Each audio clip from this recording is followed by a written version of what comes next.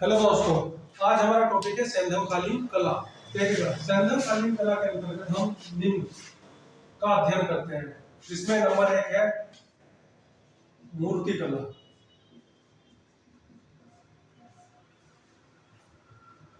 तीन अलग अलग प्रकार की मूर्तियां जो थी इस काल में हमें पाई जाती है, जिनमें नंबर 1 है प्रस्तर या पत्थर से निर्मित मूर्तियां, दूसरा है धातु से निर्मित मूर्तियां, और तीसरा है मिट्टी से निर्मित मूर्तियां। देखेगा, सबसे पहले प्रस्तर मूर्ति के बारे में हम जानते हैं। प्रस्तर मूर्ति जो है पत्थरों से निर्मित थी। मोहनजोदड़ो, यहां से 12 प्रस्तर मूर्तियां मिली हैं, जिनमें 16 ओढ़े, जो तिपतिया अलंकार वाला 16 ओढ़े हुए पुरुष की मूर्ति मोहनजोदड़ो से मिलती है। इसके अलावा एक वृषभ की प्रस्तर मूर्ति मोहनजोदड़ो से प्राप्त होती है। इसके अलावा एक भेड़ा व हाथी की संयुक्त मूर्ति यहां से प्राप्त होती है।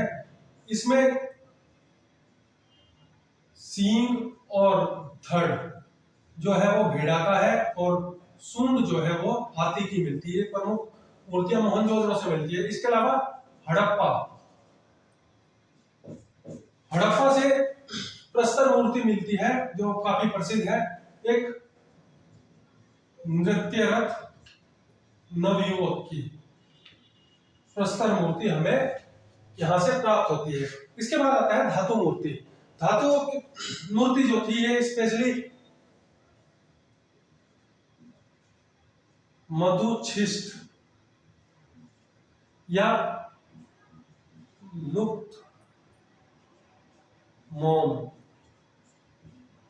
लोस्ट वैक्स प्रक्रिया अपनाकर धातु मूर्तियां का निर्माण किया करते थे।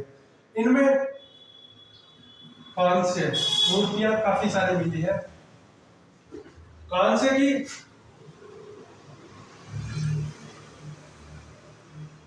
मोहनजोदड़ो से एक नृत्यरत युवती की मूर्ति मिली है, जिसने आभूषणों के अलावा कुछ नहीं पहन रखा है। इसके अलावा मोहनजोदड़ो से ही भैंसा व वृषभ भेड़ा की मूर्ति मिली है। इसके अलावा देवाबाद, ये महाराष्ट्र में एक जगह है, यहां से एक कांस्य का रथ मिला है, जिसे 2 बैल जो है वो जुड़े हुए हैं इसमें, और एक नग्न मानव जो है इस रथ को हाँक रहा है।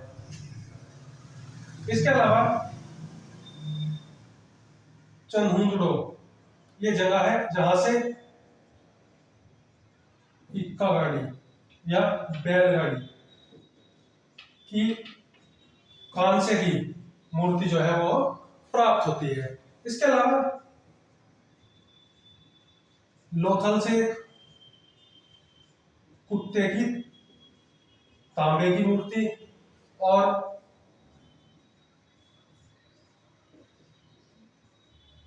कालीबंगा जो है यहां से एक तांबे की वृषभ मूर्ति, वृषभ मीन बैल की मूर्ति जो है वो यहां से प्राप्त होती है।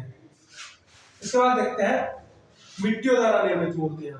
इनमें ये मुख्यतः चिकोटी विधि का प्रयोग कर बनाई जाती थी। इनमें पुरुष, स्त्री मूर्तियां, पशु व पक्षियों की मूर्तियां जो थी वो इसकी पाई जाती है। इनमें पशु पक्षियों की मूर्ति सर्वाधिक है, लेकिन अगर मानव मूर्तियों की बात करें तो इनमें स्त्री मूर्तियां यानी नारियों की मूर्तियां ज्यादातर पाई गई है, पुरुषों की कम। लेकिन जितनी भी स्त्री मूर्तियां पाई गई हैं, ये मैक्सिमम सब कुछ जो है वो भारत के बाहर हड़प्पा, मोहनजोदड़ो, कांगेडोर, चनहूदड़ो आदि जो स्थल थे प्रमुख, वहां से पर्याप्त बहुतायत में 99% मूर्तियां जो है वो स्त्रियां नारियों की पाई गई है। लेकिन जब भारत की हम बात करते हैं तो ये आश्चर्यजनक बात है कि भारत में बनवाली, ये हरियाणा हिसार में एक जगह है, यहां से तो नारी मृण मूर्तियां जो है मिट्टी से निर्मित मूर्तियां बनाई गई हैं। इसके अलावा गुजरात, पंजाब और राजस्थान वाले क्षेत्र में कोई भी नारी मूर्ति यहाँ जो है प्राप्त नहीं होती है। जो मिट्टी की मूर्तियां थी इनमें लगभग सभी पशुओं के, कुत्ता, बैल, भैंसा, गैंडा, भालू, हाथी, भेड़, बकरी, घड़ियाल, कबूतर, हिरण आदि अनेक जीव जंतु, जानवरों, पशु पक्षियों की जो थे मूर्तियां जो है वो इस काल में मिट्टी की मूर्तियों में पाई जाती है। इसके बाद मूर्ति कला में हम दूसरा देखते हैं मोहर निर्माण कला। इस काल की जो मोहरें हैं वो अधिकांश मोहरें सेल खड़ी की बनाई जाती थी, सेल खड़ी द्वारा निर्मित है, और ये आकार में चौकोर या वर्गाकार या आयताकार इस प्रकार की होती थी। 2.8 इंटू 2.8 सेंटीमीटर आकार जो था, ये जो मैक्सिमम मोहरें पाई गई हैं वो इस आकार की थी। ये इसके अलावा कुछ गोल व घनाकार इस प्रकार की मोहरें भी जो है वो इस काल की पाई जाती है। मोहरें जो थी इन पर कुछ पर लेख लिखा हुआ था। इसके अलावा इनका प्रयोग जो था वो मुख्यतः व्यापारिक कार्यों में कांटे बनाकर जो बाहर भेजी जाती थी, मोहर उन पर अपने संकेत लगाने के लिए मोहर का प्रयोग किया जाता था। इसके बाद इसमें आता है एक प्रमुख मोहर जो है, हमें देखिए उसका उदाहरण भी देख लीजिएगा, पशुपति शिव की मोहर। ये मैके ने खोजी थी मोहनजोदड़ो से, और ये एक प्रसिद्ध मोहर है जिससे हमें उस काल के धर्म के बारे में जानकारी प्राप्त होती है। इसके बाद आता है मन का निर्माण। लोथल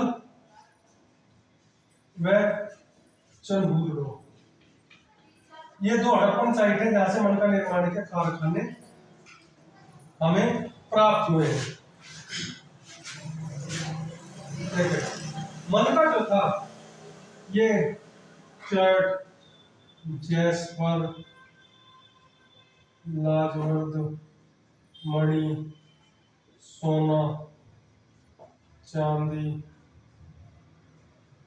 तांबा आदि धातुओं से मनकों का निर्माण किया जाता था। इनका प्रयोग आभूषण के रूप में किया जाता था। बहुत सारे वर्तुलाकार और प्रकार के जो थे मनके जो है वो हमें विभिन्न संदर्भ क्षेत्रों से प्राप्त होते हैं। इसके अलावा ताम पट्टिकाएं,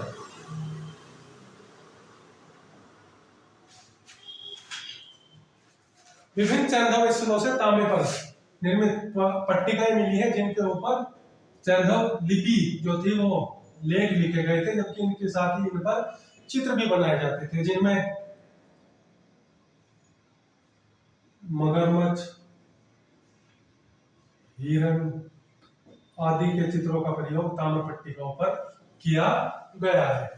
इसके अलावा इसमें नेक्स्ट आता है मृदभांड। देखिएगा सैंधवकालीन मृदभांड जो थे वो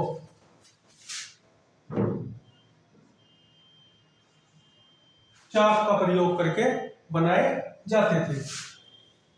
मृदभांड जो थे ये विभिन्न सैंधव स्थलों से अनेक मृदभांड प्राप्त हुए, जैसे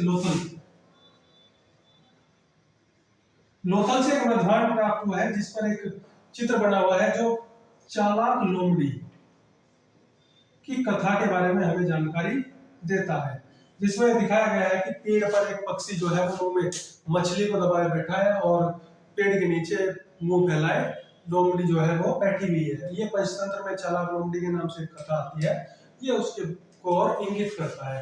मृदभांड जो थे ये मुख्यतः गुलाबी और लाल रंग के हुए करते थे। इन पर काले रंग से अलंकरण किया जाता था, इनमें सजावट का कार्य जो था वो काले रंग से होता था, मुख्यतः लाल और गुलाबी रंग के मृदभांड जो थे वो पाए जाते थे। मृदभांड के निर्माण में कांचनी मिट्टी का भी प्रयोग किया जाता था। देखिएगा इनकी जो सजावट में जो इस्तेमाल होते थे उनमें ज्यामितीय आकृतियां और पशु पक्षी, पौधों, पेड़ों आदि के चित्र जो थे वो इन पर बनाए जाते थे। इसके बाद आता है, इसी में हम देख लेते हैं लिपि के बारे में, सैंधवकालीन लिपि। देखिएगा सैंधवकालीन लिपि जो है ये चित्राक्षर यानी पिक्टोग्राफी के रूप में हमें प्राप्त होती है। इसमें वर्णनामन का जो कहना है उसे चित्रों के माध्यम से समझाया गया है। लगभग 400 चित्र जो है वो इसके एक स्थान पर और टोटल जो है अलग अलग पाए गए हैं, लेकिन कोई भी बहुत बड़ा चित्राक्षर अभिलेख नहीं पाया गया है और ना ही ये जो लिपि थी इसे अभी तक पढ़ा गया है, तो इसके बारे में ज्यादा जानकारी हमें प्राप्त नहीं होती है। इसमें एक तो इसके लिखने की पद्धति जो है वो स्पेशल है, इसे बाएं से दाएं और फिर दाएं से बाएं बाएं इस तरह ये लिखने की प्रक्रिया जो थी वो प्रयोग होती थी। इसे वूस्ट्रोफेडन या गोमूत्रिका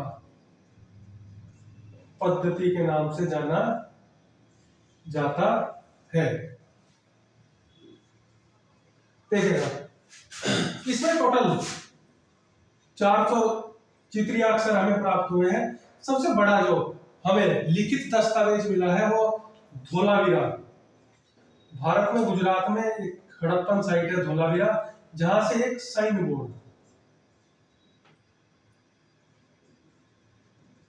बोर्ड मिला है जिस पर 10 चित्राक्षर जो है वो लिखे गए हैं। इसके अलावा कोई भी इतना बड़ा अभिलेख साक्ष्य जो है वो नहीं मिलता है, सब छोटे छोटे साक्ष्य जो है वो मिलते हैं। देखिए इसके अलावा इसमें एक चीज और देख लेते हैं, मण मूर्तियों में कुबड़ वाला और बिना कुबड़ वाला